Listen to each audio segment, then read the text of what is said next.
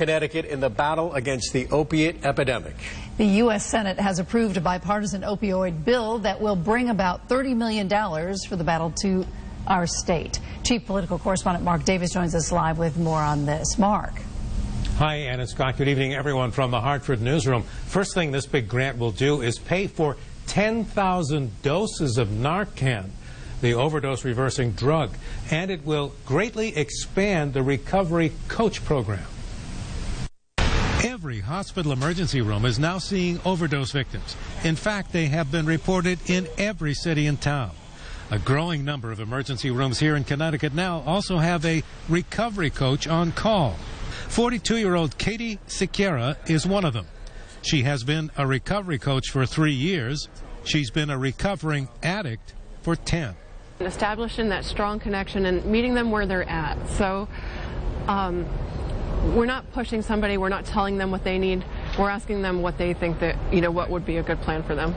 Today, Katie joined Connecticut's 2 U.S. senators and first responders to explain that training for the Recovery Coach program can now be expanded with this funding. It's a program that was pioneered here in Connecticut. I want to say thanks to the Recovery Coach community here in Connecticut for educating me on what a success story it has been.